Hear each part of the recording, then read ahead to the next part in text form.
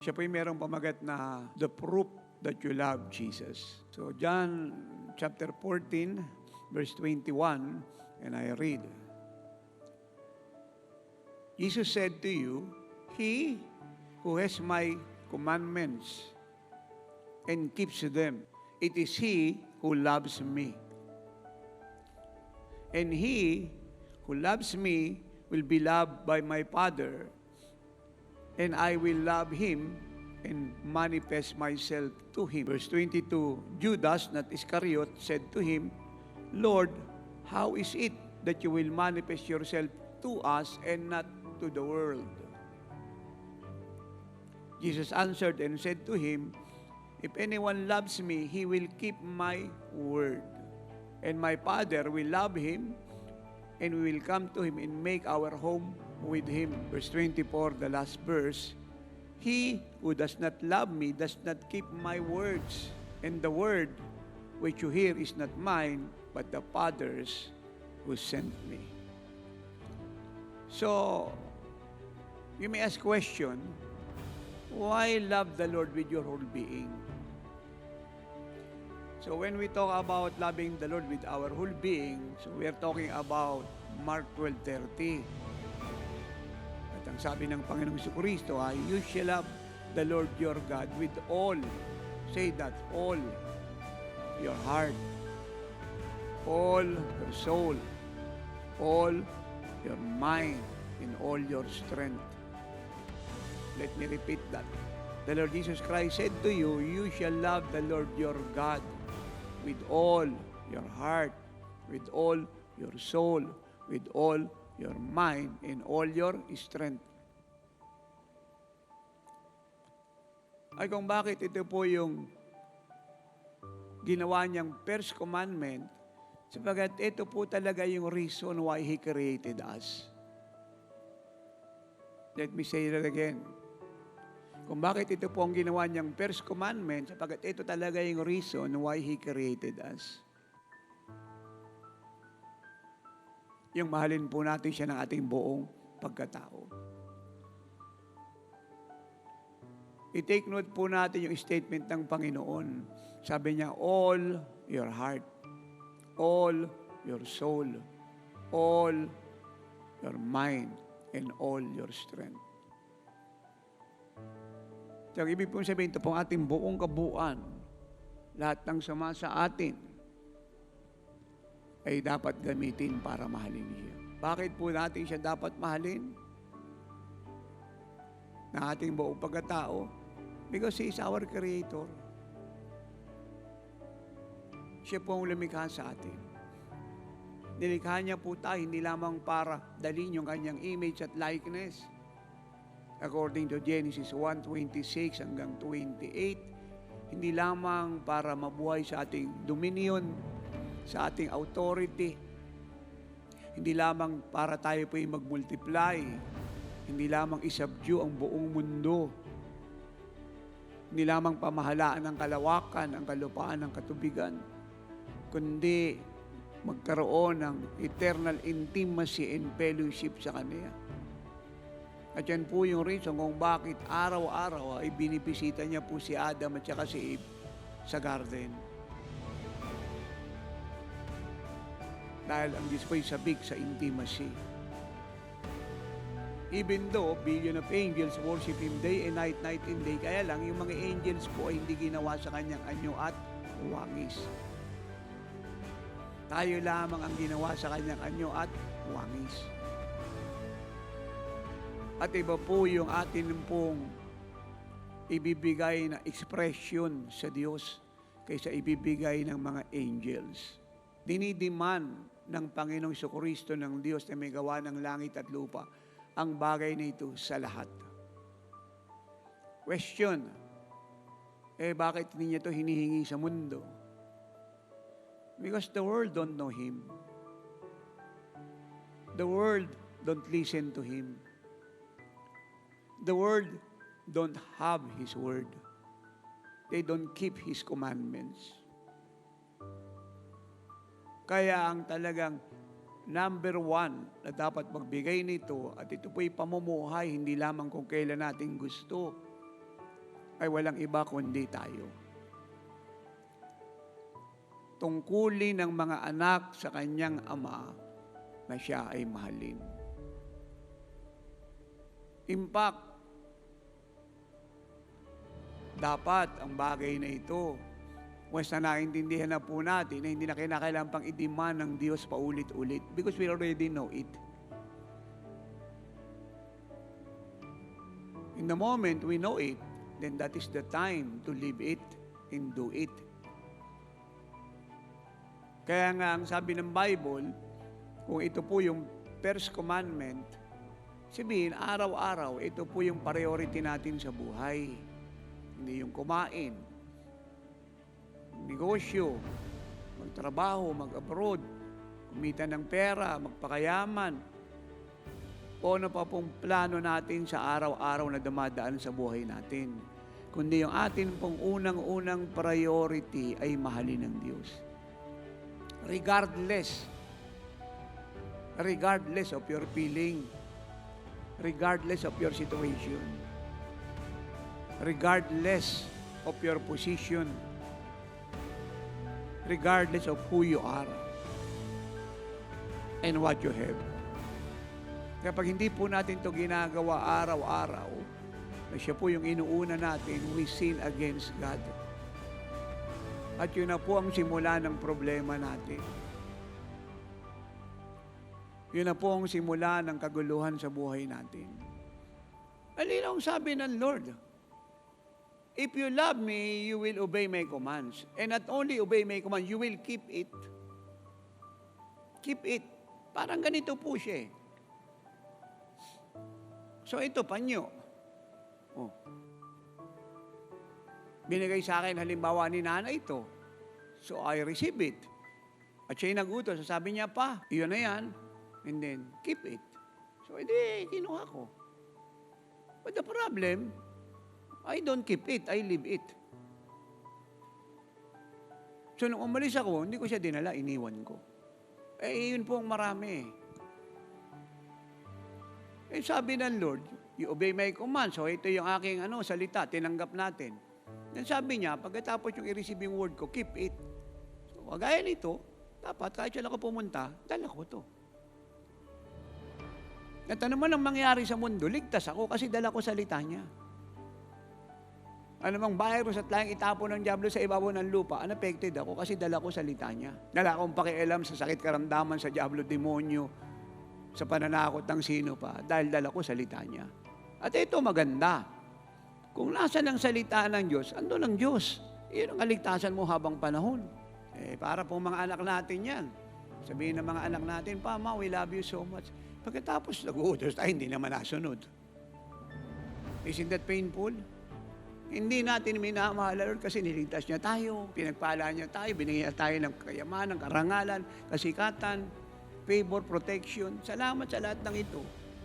Ito ay goodness niya sa atin because He loves us so much. Pero hindi ito ang reason bakit natin siya minahal. Ako, isa lang ang reason kung bakit ko siya minahal eh.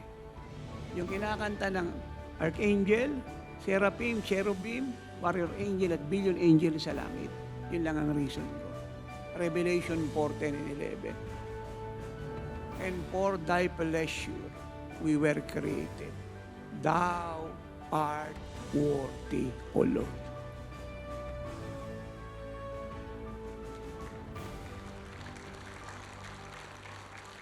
That is the only reason why we love Him, serve Him, worship Him, and obey Him. He is worthy. Paano niya pinireview yung kanyang worthiness? He died for us. He paid a high, terrible price to save us. Siya po yung una nagmahal sa atin for us to respond to Him. Amen. Kung tayo lang, hindi natin siya mamahalin. Siya po ang nagturo sa atin. At minahal niya po tayo, hindi nung tayo po'y mabubuti ng tao. Sa gitna ng ating pagiging makasalanan, mahal na mahal niya tayo. Nakabaon po sa buong katauhan ko yung truth na yun. Kaya yung aking paglilingkod sa Lord at ang ministeryo, ito voluntarily, willfully. It's not about anything or something. It's about His worthiness. He is so worthy. Hindi niya napansin, pinamamahal niya sa atin yung ating mga asawa, mga anak, mga in-laws, kamag-anak, unbeliever, enemies, kapatiran sa Lord. Pero hindi niya pinapasamba. Siya lang ang dapat sambahin. At yung pag-ibig na i-offer niyo sa Kanya, hindi niyo pwedeng i-offer the same sa kanila. You cannot do that. You must not do that. Do you get that? Siya lang ang dapat sambahin. Dahil siya lang ang worthy. Ano ba ang dapat nating unang gawin pag tayo pa'y pupunta sa presence niya? Ano yung una? You shall love the Lord your God with all your heart, soul, mind, and strength. That is the first thing to do because God demand that because that is the first commandment. Hindi aksidenteng ginawa niya ang first commandment yan. Yun po ang talagang dapat at nararapat at matuwid na dapat ipaabot sa atin ng Creator natin. At ito po ang sabi niya. Again, John 14, 21, 22, 23, 24, and I quote verse 21 and 23. Itong sabi niya, when you obey my command, at bahagi po doon ay sambahin siya, yung first commandment. To love the Lord is to worship Him, to desire Him intensely, relentlessly, wholeheartedly. Yung ikalawa, obedient sa lahat ng utos niya. Napakadaling sumunod pag minahal mo siya. Pag inuna mo yung first commandment, yung lahat ng susunod na commandment, napakagaang sundin. At napakahirap sundin yung second and third commandment and more commandment pag yung unang commandment, inignore mo. Kasi sa pagsunod sa unang commandment, i-empower ka niya ng sobra sa gagawin mo sa araw na yan. Now watch this. Hindi ako nangako nito, ang Lord, you must believe His promises. Itong sabi niya, pag ako'y sinamba mo, minahal mo ko, miniti mo ko, ihahayag ko yung sarili ko sa iyo. Ihahayag ng Ama ang sarili niya sa iyo at mananahan kami sa iyo. Kaya hindi ako nagtataka, ng June 1988, hinayag na Lord yung sarili niya sa akin. At araw-araw mula noon hanggang ngayon, yung love ng God the Father, ini-enjoy ko. Pinangako niya yun. Kaya hindi ako pumapayag that I will love the Lord with my whole being. I-desire ko siya intensely, wholeheartedly, relentlessly, na hindi siya maghahayag ng sarili niya. Sinabi niya yun. Nakaangkor ako sa pangako niya. At hindi ako aalis sa presensya niya malibang maranasan ko siya. Kasi minsan, hindi naman niya hinahayag kaagad yung sarili niya sa iyo. Tinitingnan niya yung sincerity mo. Pag mahalaga sa iyo ang isang bagay, binabayaran mo. Pinagtsatsagaan mo. Binibigyan mo ng high value and great respect. Kung mahal mo siya, tatagal ka sa presensya niya. Pag mahal mo ang Panginoon, gusto mo lagi siyang kausap. Gusto mo lagi siyang kasama. Gusto mo lagi mong narinig ang tinig niya. Gusto mo siyang lagi ipagmalaki. Hindi ka umaalis nang wala siya.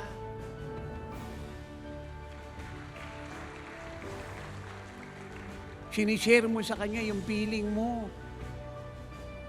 Amen? Pinapaabot mo sa Kanya yung desire mo. Kinukuha mo yung opinion niya. You talk. Kaya minsan, hindi ka agad siya nag-a-appear. Kasi hinahanap niya yung sincerity niyo. Kagaya ng nangyari sa akin. 5 hours na ako nagpipray. Sabi ko, Lord, wala ka pa. Nag-isip na nga ako eh. Sabi ko, may sin ba ako sa puso? Pero, hindi ako nagpupunta ng presence na Lord na hindi ako prepare. Because when you walk with the Lord, yung issue ng sin, wala na yan eh. When you walk with the Lord, ang issue rito isa lang, desire. Your desire to the Lord. Yung sin, wala na yan. Imposible kasi hindi ka magiging kagaya ni Jesus pagka nabuhay ka at lumakad sa Kanya. Yun yung outcome nun. Alam na alam kong wala ang sin yung heart ko. Kasi lagi ko siyang nararanasan. Ito ngayon, nakaka 5 hours na ako, wala pa siya. Then I asked the Lord, sabi ko, Lord, what is the reason that you hide your presence to me? Ito po sagot niya. I want you to stay longer in my presence. Kasi sabik ako sa iyo. Gusto niya pong magtagal tayo sa presensya niya. Ayaw niya po ng one-time event. Ang ibig niya po ay eternal intimacy and fellowship. At yun po yung talagang right relationship natin sa Lord. You don't take God for granted. Kapag may problema ka lang, lalim mong manalangin, committed ka. Pag wala na, sobrang pagka-bless mo, Marta ka na, you take the Lord for granted, check-in na lang siya, ayaw po niya nun. Ang pinag-uusapan kasi pag nagmamahalan kayo, hindi yung meron siya, yung meron ka eh. Ang pinag-uusapan dito, siya at ikaw kayong dalawa, wala nang iba. Yung pa ang sabi ng Psalm 37:4, delight yourself in the Lord your God and He will give you. He will not attempt or try or think, but He will give you the desires plural of your heart. Humingi ako sa Kanya pag inutusan niya ako. Kagaya nung nakalipas, sabi niya sa akin, son, ask the wealth of the wicked. Kung wala pong divine revelation about that, I don't ask anything from the Lord. I simply love Him. Doon mo ma-enjoy ang Lord. Kasi alam naman niya yung gusto mo eh. In fact, ang Lord mismo, wala siyang hiningi sa God the Father kahit ano patungkol sa sarili niya. Ang hiningi niya, kaligtasan ng mundo. Perfection ng mga alagad. Even Apostle Paul, wala kayong mababasa sa Biblia ang may hiningi siya sa Diyos patungkol sa sarili niya. Ang prayer niya palagi ay perfection ng church. Humihingi lang ako sa Diyos pag sinabi niya sa akin. Hingiin mo to. Hingiin mo yung outpouring Holy Spirit. So leading niya yun. So I ask. Nag-groaning. Intensely, nagpipray. Yung degree ng desire ko, so high. Pero kung wala po siyang sinasabi, I simply love the Lord. Pag minahal mo ang Lord, marami kang karanasan na hindi mo pa naranasan, na i-enjoy mo. Huwag tayong makontento sa nararanasan natin. Ako mismo, yung kahapon, bless ako, pero kahapon tapos na yun. Ngayon, ito na naman tayo sa glory. Kanina, nung tumayo ako rito, wala pang ako rito, grabe na yung glory. Nung dumating ako, lilipas yun. Mamayang hapon, iba na naman. Wala na kay mamayang hapon, nandito pa rin ako, magbibihis lang ako. Amen. Araw-araw, desire a new thing from the Lord. Desire a new experience with the Lord and from the Lord. Amen. Pati prayer life niyo mababago. Dati nung nagpipray kayo, ngayon ang Holy Spirit na. At 100% answers prayer yan. Marami pa po siyang ibibigay sa inyo. Sabi niya sa Isaiah 43:18-19, I'm doing a new thing. Itong new thing na to unprecedented, hindi pa nagaganap. Ngayon pa lang mangyayari.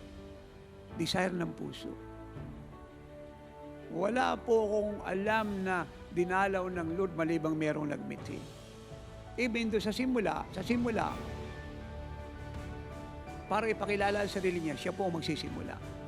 Pero pagkatapos po ng simula na yan, ini-expect niyang tayo po yung mag-response.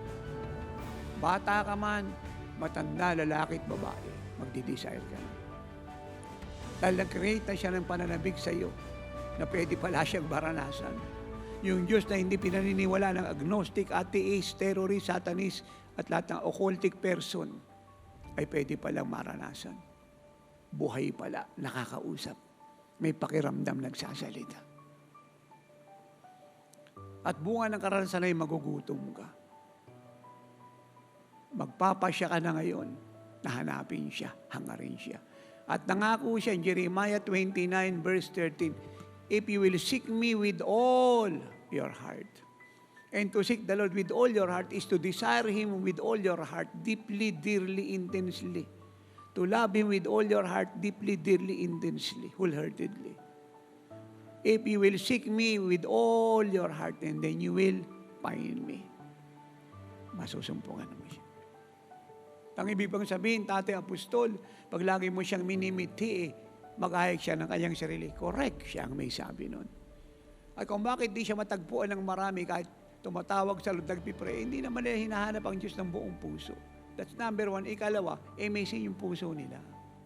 Sabi niya, John 14:21, 22, 23, 24.